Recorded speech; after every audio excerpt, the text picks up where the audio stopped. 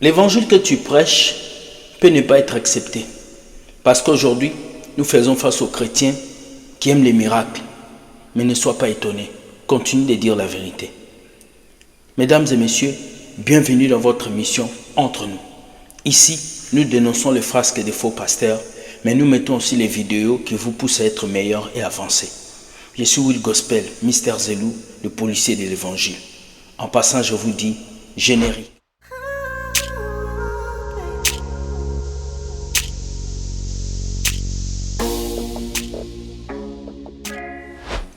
Bonjour, vous êtes nombreux à nous écrire, à nous texter et à nous parler de plusieurs histoires qui se passent dans le monde.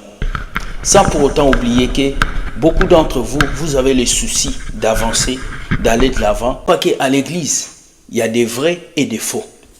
Bien que certaines personnes pensent que nous venons toujours montrer les faux, mais je sais qu'il y a les vrais. Alors pour ne pas que vous puissiez tomber sur les faux, car ils sont plus nombreux que les vrais, nous venons ici dénoncer quelques frasques. Aujourd'hui, je vous ai apporté 3 vidéos qui vont vous faire parler et qui vont vous pousser à vous exprimer. Dans la Bible, Dieu avait dit, croyez en Dieu, vous allez aller loin, et croyez au prophète et vous réussirez. Le mot réussite dans la Bible signifie quoi? Le mot pauvreté dans la Bible signifie quoi? Et le mot richesse signifie quoi? Nous savons que Jésus est mort principalement à la croix d'abord pour nous sauver du péché, pour nous donner la vie éternelle et pour nous libérer. Jésus n'est pas d'abord mort à la croix pour nos richesses, bien même que certains chrétiens collent la mort de Jésus à leur mariage, à leur voiture, à leur maison. Mais je ne pense pas que si Dieu voulait mourir pour vos voitures, il allait dire ceci.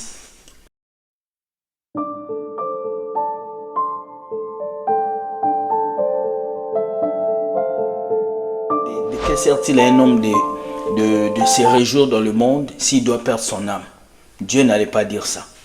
Nous allons suivre notre première vidéo de ce prophète qui a dit « La réussite n'est plus entre les mains de Dieu. La réussite est entre les mains des prophètes. » Écoutez ça et nous revenons juste après. Écoutez. Compris que nous sommes dans la famine, mais il y a un prophète dans ce pays. Quand il a reconnu le ministère de prophète dans le pays, la famine s'est arrêtée le jour suivant. Il est écrit dans 2 Chroniques 20:20. Croyez en Dieu et vous ferez quoi? Vous serez affermis. Croyez en ces prophètes, vous ferez quoi? Vous réussirez. La réussite n'est plus dans les mains de Dieu. La réussite est dans les mains des prophètes. La réussite n'est plus dans les mains de Dieu. La réussite est dans les mains des prophètes. La réussite n'est plus dans les mains de Dieu. La réussite est dans les mains des prophètes. Dans les mains de Dieu, il y a l'affermissement. Mais Dieu a dit, pour réussir, qu'est-ce qu'il faut faire? Croire dans les prophètes. Si tu crois dans les prophètes, tu réussis. Et Dieu a voulu ouvrir une nouvelle saison. Quand vous voyez un prophète, au début d'une année, c'est une nouvelle saison qui s'est ouverte. Un grand prophète, un grand pasteur. Je sais que vous allez m'insulter. Mais lorsqu'on se tient devant un public, surtout le peuple de Dieu, on doit savoir s'exprimer. Lorsque tu viens nous dire que la réussite n'est plus entre les mains de Dieu, mais c'est entre les mains des prophètes, qu'est-ce que tu veux nous dire? Puisque ces mêmes prophètes, c'est eux qui dépendent de nous pour qu'on paye leur loyer. Ces mêmes prophètes, c'est eux qui dépendent de nous pour qu'on paye leur voiture. Ces mêmes prophètes passent des jours et des nuits sur TikTok à collecter des 50 €. Est-ce que lorsque Dieu parlait de la réussite, Dieu parlait de la réussite financière, spirituelle ou quoi? Nous allons voir dans la Bible le mot pauvreté. Lazare, on nous montre correctement comment est-ce que malgré que Lazare avait manqué de biens matériels, dans le séjour, là où il était parti, il était bien riche que celui qui avait de l'argent. Et à chaque fois que nous lisons la Bible, nous voyons que Dieu minimise toujours le matériel pour faire monter le spirituel. Très important. Alors ce prophète est un menteur. La réussite n'est pas entre les mains des prophètes. La réussite est entre les mains de Dieu. Parce que si la réussite était entre les mains des prophètes, tout le monde allait avoir un prophète et même les gens du monde allaient avoir des prophètes. On n'allait pas avoir un Bill Gates, on n'allait pas avoir des païens qui ne croient pas en Dieu mais qui sont riches. La réussite dont la Bible parle est une réussite spirituelle. Lorsque tu connais les principes de Dieu, tu marches dans la vérité de Dieu. Les prophètes, Dieu va leur donner des clés pour vous pousser à marcher dans la sainteté et non pour vous utiliser comme des fous afin de vous détruire. Comprenez cela et que tout se passe. Deuxième vidéo. Il arrive dans une église qu'un pasteur fasse des choses, mais qu'il ne puisse pas se rendre compte. Et après quelques années, ça retombe sur lui. Mais est-ce que ces pasteurs demandent pardon? En tout cas, j'en connais pas beaucoup. Regardez cette vidéo de ce pasteur et je vous explique après. Regardez. It should have never been done. Don't look at me like that. You know the truth. I know, but you can tell the truth because this is a lie.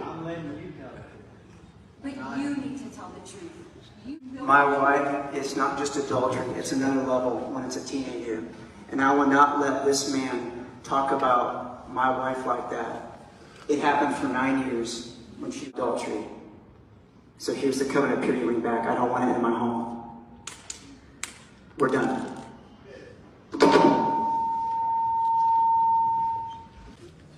If you did it, you need to admit it. I told you I committed adultery. I told you that it went on far too long. Did you do it?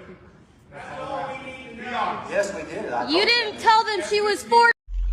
I told you I committed adultery. I told you it went on far too long. Did you do it? That's all we need to know. Yes, we did. You didn't tell them she was 4. No, at 16. Sorry, 16. She was 16 years old, Jay. Okay, and it was wrong. I can't say it. I can't make it right. I can't make it any better. That's just the way it is. It's not all true, but that did happen, yes. I can't do anything about that except to tell you that if I could go back and redo it all, I would.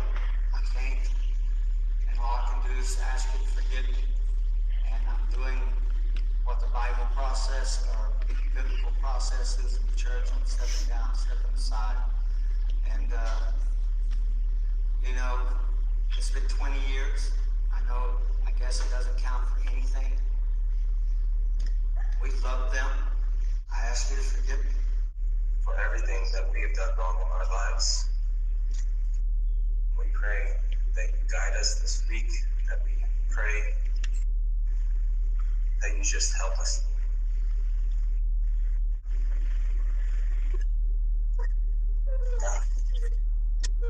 Awesome. Cette vidéo, le pasteur que vous voyez, il avait VIOLE R, une sœur de l'église, il y a de cela 9 ans.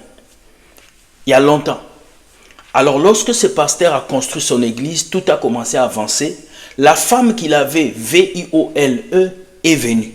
Elle s'est présentée. Le pasteur fouillait, mais la femme a dénoncé tout ce que le pasteur lui avait fait quand elle avait 14 ans.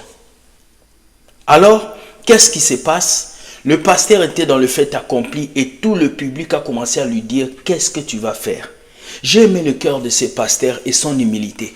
Ce pasteur s'est agenouillé, il a demandé pardon et toute l'église a prié pour lui. Et qu'est-ce qu'il a dit? « Je veux m'asseoir car je ne mérite pas ça. » Mais nous remarquons qu'aujourd'hui, en 2024, nous avons des pasteurs orgueilleux, ignorants, tellement hautains que même si tu l'appelles pour lui dire « Pasteur, j'ai remarqué que ta prédication n'était pas bonne », il va t'insulter et sur ce, il va te maudire.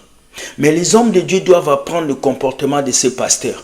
Il a accepté de s'asseoir, il a accepté de se mettre à côté. Malgré que tout ceci s'est passé, il a accepté. Mais beaucoup de pasteurs aujourd'hui refusent. On l'a attrapé, nous avons la vidéo, mais ils refusent. Alors à travers cette vidéo, je vais vous tirer juste une leçon pour vous dire que un homme de Dieu doit avoir l'humilité. Un homme de Dieu doit avoir l'acceptation. Et un homme de Dieu doit savoir s'humilier et demander pardon. Ça ne te détruit pas, ça ne te tue pas. Alors mes chers pasteurs, vrais pasteurs, humiliez-vous. Quand vous faites une erreur, acceptez.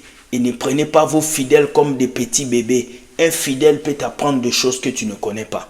Un fidèle peut t'enseigner quelque chose que tu ne connais pas. La maman qui balaye l'église peut te dire des conseils et tu dois l'écouter en tant que pasteur. Parce que tu es un homme simple et Dieu va te bénir. Dernière vidéo, c'est un pasteur qui nous parle comment est-ce que les chrétiens d'aujourd'hui n'aiment pas la vérité, la saine doctrine.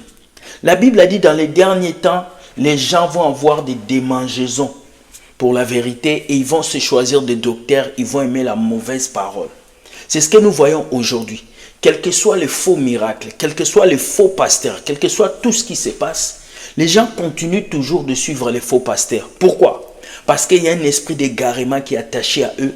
On les escroque, on leur fait tout ce qu'ils veulent, mais ils ne veulent pas changer, ils ne veulent pas comprendre. Écoutez le message de ce pasteur. Comment est-ce qu'il vous explique pourquoi les chrétiens n'aiment pas la vérité aujourd'hui? Regardez. Cet âge, si vous voulez amener les gens loin, ne vous limitez pas à leur prêcher seulement l'évangile. Ajoutez à l'évangile que vous leur prêchez, dites-leur aussi un peu les choses qui se passent dans leur village et dans leur maison. Ah, vous allez voir comment ils vont s'agripper. Olivier, tel que tu es là, tu pars au travail, tu t'arrêtes là, tu dis, monsieur le ministre, cette nuit, j'ai pas dormi, mon esprit s'est ouvert. Tu as vu dans un couloir noir, on était en train de t'empoisonner. Il dit, Olivier, viens au bureau.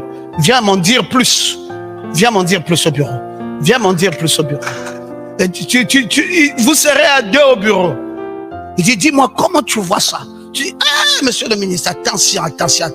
Mais là, c'est maintenant à deux doigts. Si tu ne laves pas le corps, là, demain, c'est toi-même là-bas. Il va te dire, on lave ça où? Amène-moi vite.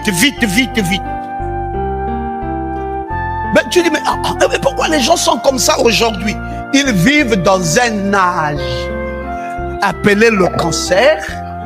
Et l'âge du cancer, c'est l'âge de la superstition et l'âge du mysticisme. Vous voulez prêcher l'évangile dans cet âge? Faites attention. Vous n'aurez pas des croyants.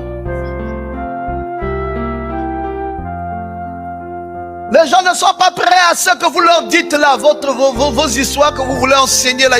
Ils veulent le mysticisme. Ah, tu dis comme ça. Dis oui, c'est ça. Dis ça.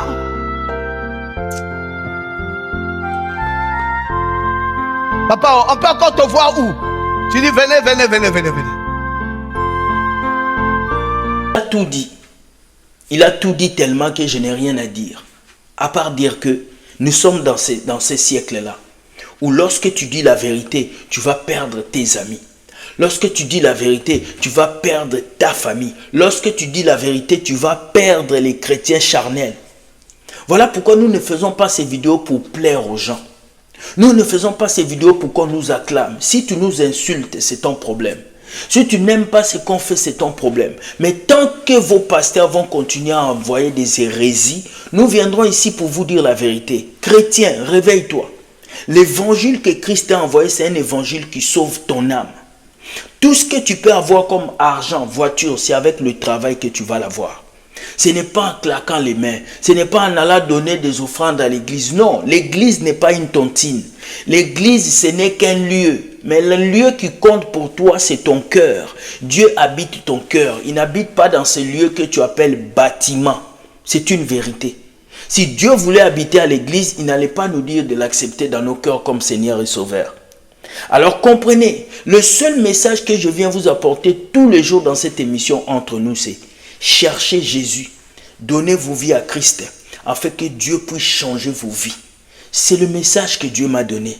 Cherchez Jésus, car nous allons dénoncer toujours les œuvres du ténèbre. La Bible a dit, ne restez pas à côté des œuvres du ténèbre, dénoncez les œuvres du ténèbre. Alors je viens finir cette vidéo en vous disant, merci de nous avoir suivis, likez, partagez et dites-nous sûrement ce que vous comprenez de ces 3 vidéos. Afin que je puisse vous lire. Car lorsque je lis vos commentaires, je suis content. Ceux qui veulent aussi m'insulter, insultez-moi. Ce prophète qui a dit que la réussite est entre les mains des prophètes, il a menti. Parce que Dieu dit aujourd'hui, Dieu dit, seule la bénédiction de Dieu enrichit, elle ne se fait suivre d'aucun chagrin. La Bible n'a pas dit la bénédiction du prophète, la bénédiction des dieux. Ces gens-là vous ont fait tourner la tête pour dire que si tu ne vas pas voir le prophète, tu ne seras pas béni. C'est faux.